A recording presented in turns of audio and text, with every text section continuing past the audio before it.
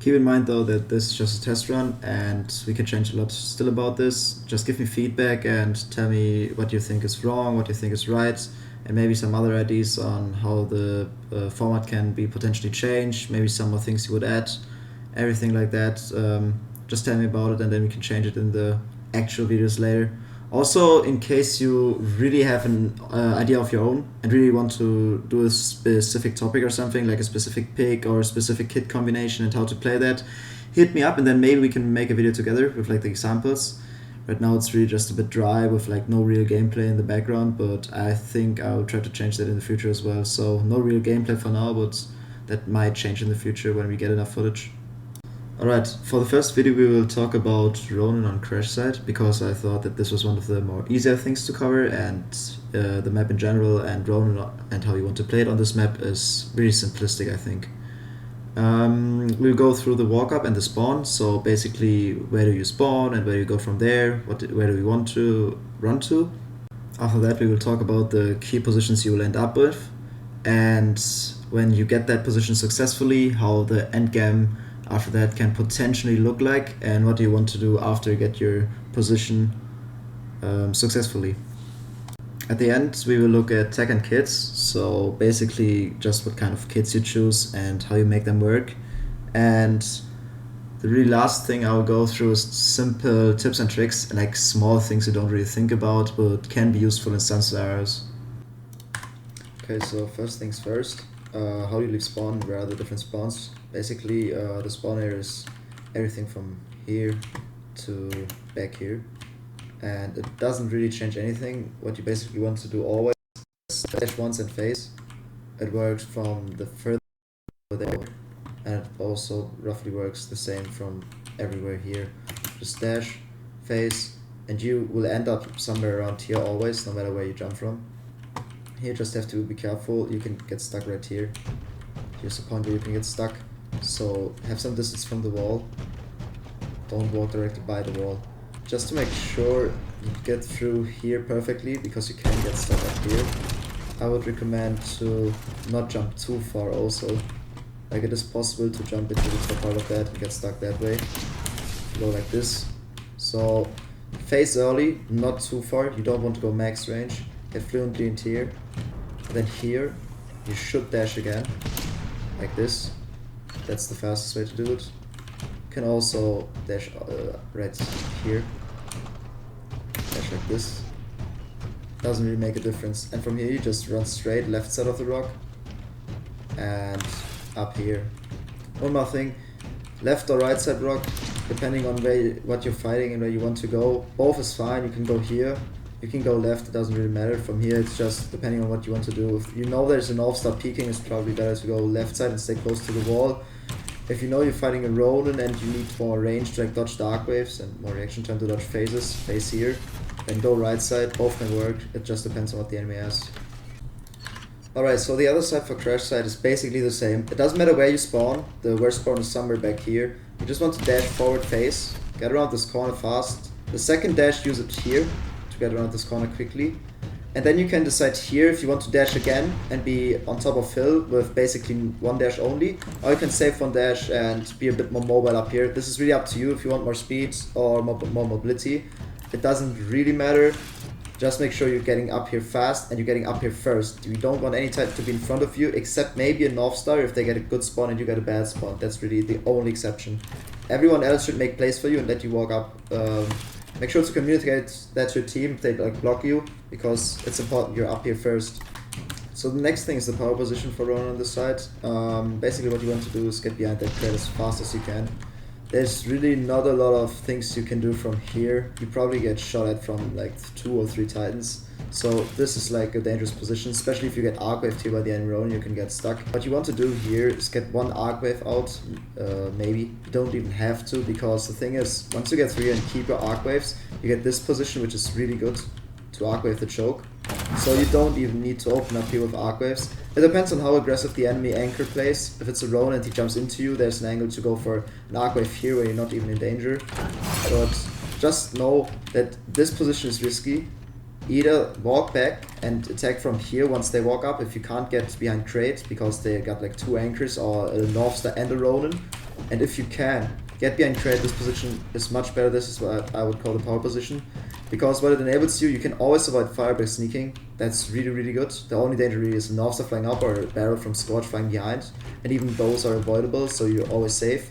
Second thing is you can take the battery really fast. Go out here, instant take it, go back. If you have another teammate who's right around the corner, this bad take is very easy. If he like takes the fire and the attention away, this is basically free.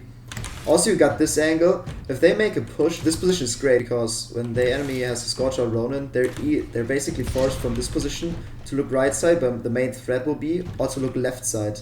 And either way, if they push through, they will get hit from either side. So if the Scorch shields here, you can hit him in the back from there. If he focuses on you and jumps here, he'll just get blasted in the back by the entire backline. So this position for Ronin is really good to apply a lot of pressure. And on top of that, you can easily arc wave around the corners here. Just go like that. It's low risk arc waves, and you can keep them in the choke where your team is able to fuck them up.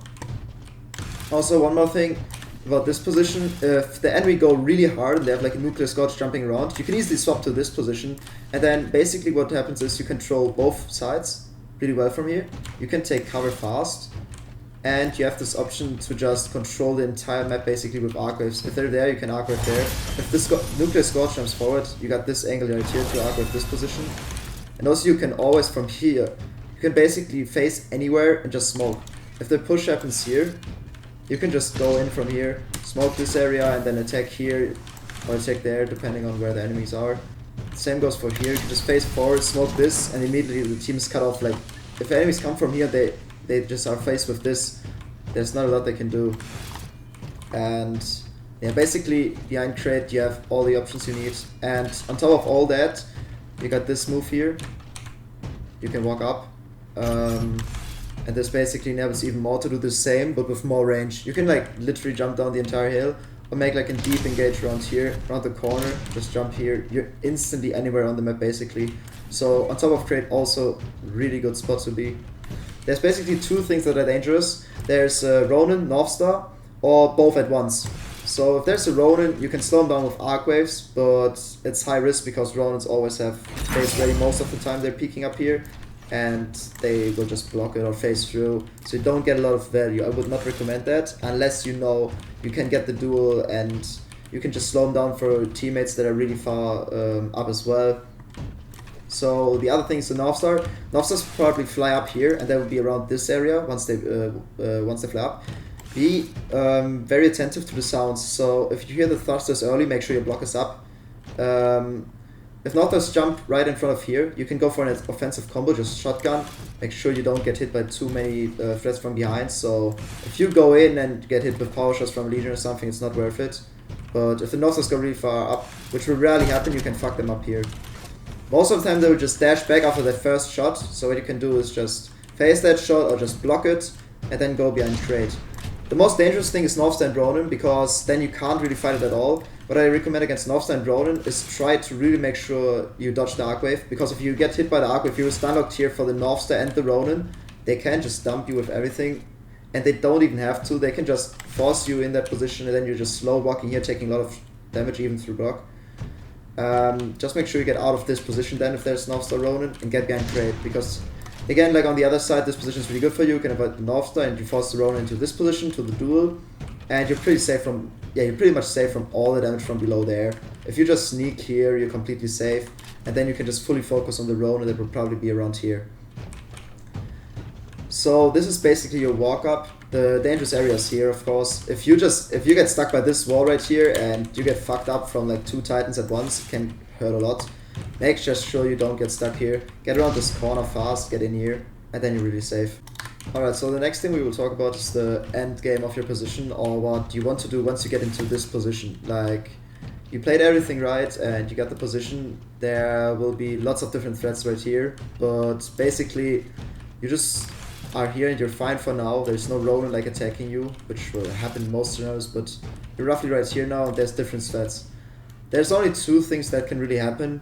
Either the enemy just forces the push and that will be a huge fight and that will decide the round, or the enemies don't push. Most of the time enemy will push for the position and then the fight happens right here. You get behind crate, the enemy Ronin prop as well. Most of the time there will be a duel around here. There's 2 things to keep in mind here. One thing is the damage from above here. If you're here and if you're up here, you can be hit from their backline, so be aware of that. This is like the most safe you can be, right here. You can sneak and avoid the fight completely, and you can just focus on the Ronin 1v1. The other threat is just the flank from here in the sandwich.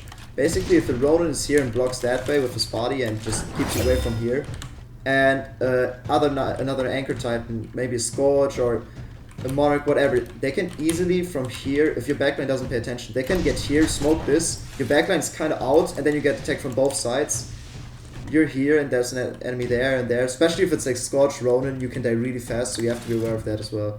A lot of what happens after the fight here is really just cleaning up. Like once you get the Ronin, it's basically won if you play right, or your team played even, because you will probably be on core and then you can start attacking from here.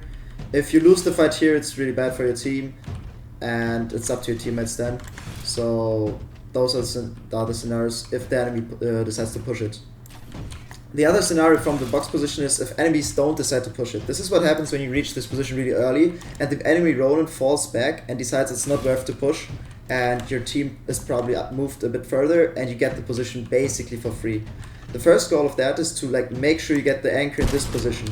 You want some teammate, it doesn't really matter who, just to like fake push this, go a bit forward with like maybe Legion with a shield up or Scorch with shield up, the Iron is the best, and they just walk right here and make sure they don't like force the position.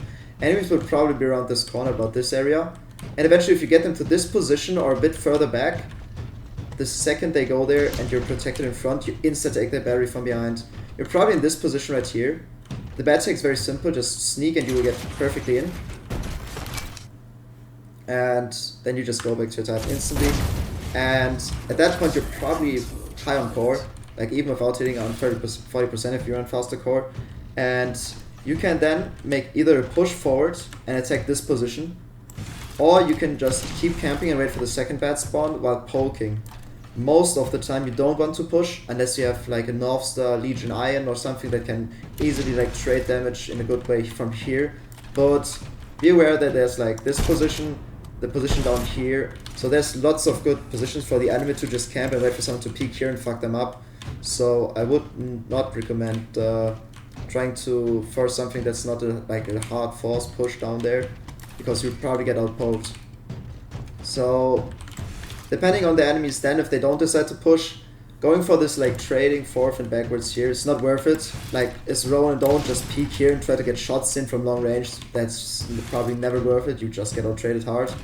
There's two options. If you're high on core and you need like 15 to 20%, I would just recommend phasing forward from here into either one. On this position it's hard, but on this position it's easy. If someone is like in front of you, you can just go like this and engage someone, get the 15 or 20% you're missing, or the 25 maybe, and then core from here, smoke and open up for your enemy. You just make a hard push and try to end the round fast.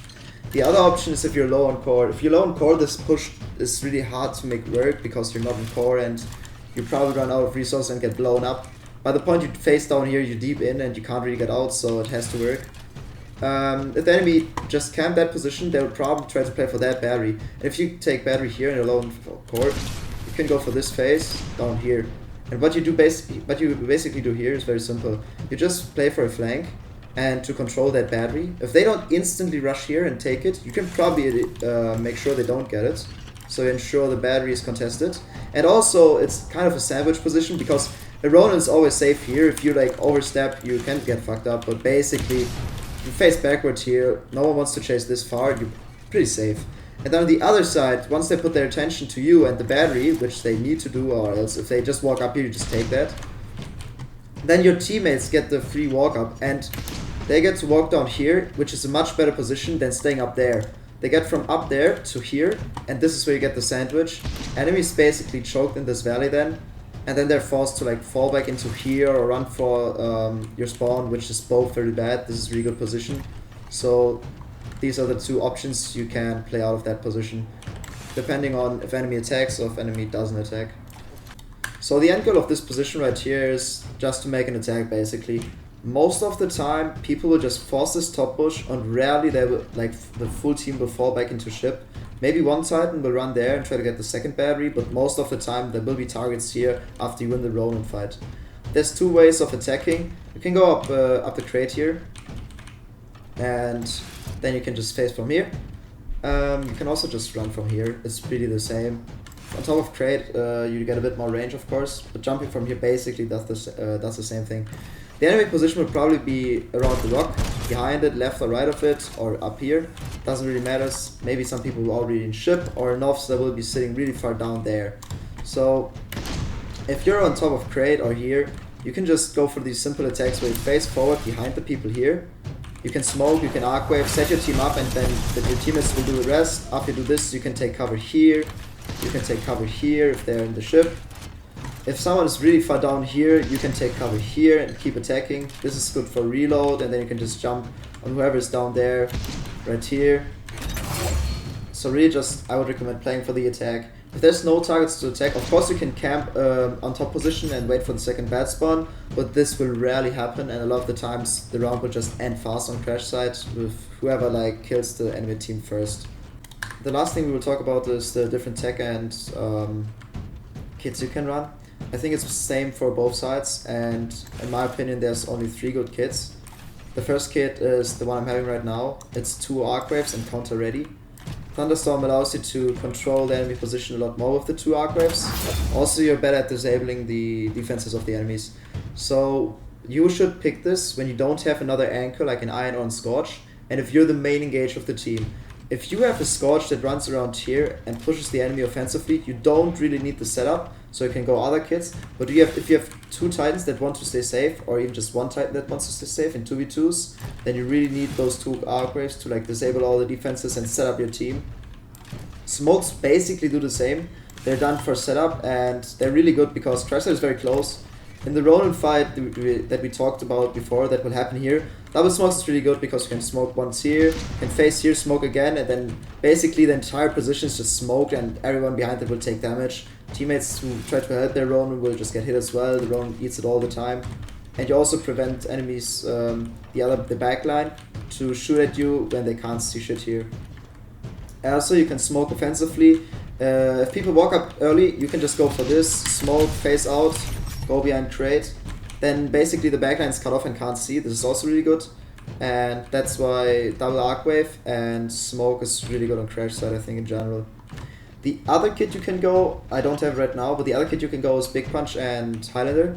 Big Punch and Highlander is really good for the Ronin 1v1 because you can basically just start meleeing for free, and the Ronin can't really go anywhere. This place is so close that with 1 dash distance, you can always get into melee range. So you should be able to get 4 or 5 melees in. Even if you trade it for a shotgun shot to the face, it's worth it most of the time because you keep your own shotgun shots. And what you can do is just melee arc wave, melee shoot. Enemy will probably use all his shot by that time. You can go for 2 more melees while he's reloading, or if he phases you, just reload yourself. Then you didn't even use your face and can save your face for later. And also you should be up in shots after meleeing a lot early. So I would recommend that kit if the enemy Ronin player is better than you and you just really want to fuck him up in the 1v1 and you need some extra edge in that fight here. Or if you just want to cheese them and know they don't expect it. A lot of the times you just get a lot more melees in because they don't know you're running that kit, and then you just kill them really fast when they're not expecting it. So Highlander Big Punch combo is really good for that duel right there. It's less efficient to shut down the backline because you lack the arc wave and the more smokes, but you make up for it with this like dueling power right here. And if you have that kit, keep in mind your engage overall is a bit weaker, so really make sure you go in at the right time. 1 arc wave means you only get 1 chance to shut down the defenses, so really would make sure you keep it for that. Also, in general with Big Punch Highlander, don't go too hard early because you really want to get your core. Core with Highlander is really insane and deals a lot of damage, so make sure you don't suicide forward and get your core. Your core with Big Punch and Highlander is really insane, so just keep that in mind as well. The last thing you can run is basically the classic kit with faster core and 2 arc waves. This is really good as well. It just allows you to go for fast aggressive plays. I don't think I really need to explain the benefits of that kit as much. It's really just simple because you get core faster once you get the battery and win the fight.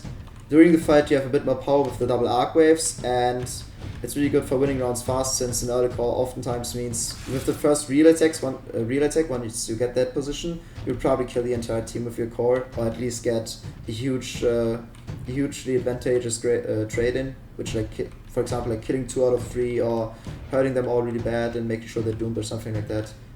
And yes, it's basically just this classic kit that always works. It's always good and it doesn't really have any downsides to it. Another little trick is how to get up here really fast. What you want to do is walk like this, look to the right and then to the left. It's basically like a small S-curve up. There's this like early moment where you just bounce up right here and it will put you up basically if you walk right. I would just jiggle my camera a bit. This is the easiest way, and you should be able to get up there consistently. It works most of the time. Like that.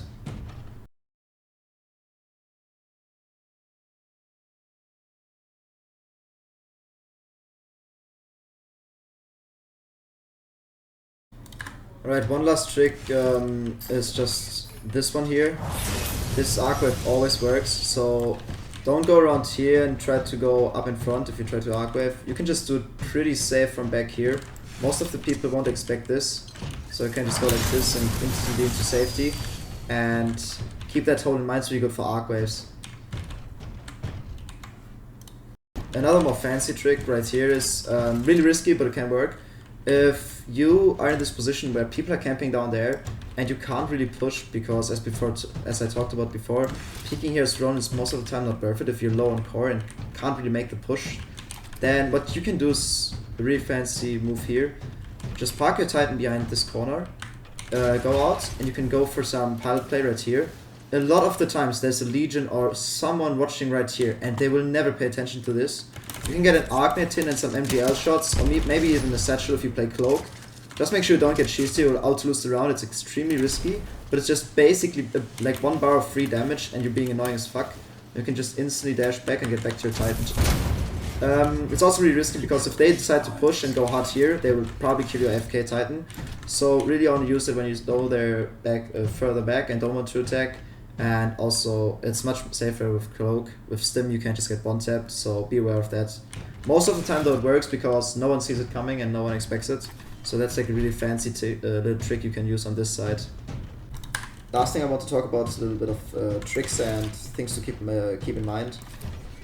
First of all, make sure if you know there's a Ronin on the other side and you want to fight the Ronin really offensively, don't make too much sounds here. If you walk slow or even sneak, you will keep your position basically hidden and bait them for a walk-up. You can just sneak right here, they won't hear anything. And then when they jump forward, you can instantly attack here. Also, another thing that's really good is keeping track of these holes. Like this one actually catches people off guard. If they walk there and you want to contest them, you can go here as I said before. But also this one is really cheesy. People don't expect it, but you can control this like one area in here. If the Scorch or Legion pushes around there, no one will shoot back at you. You can basically hit like entire mech for free if they're in that certain position, so keep that one in mind. Also this one, same. And even the far angle right here when someone is like between the wall and the crate. So this position right here is actually not so bad. You can look through it perfectly with your shotgun and rarely people make use of this.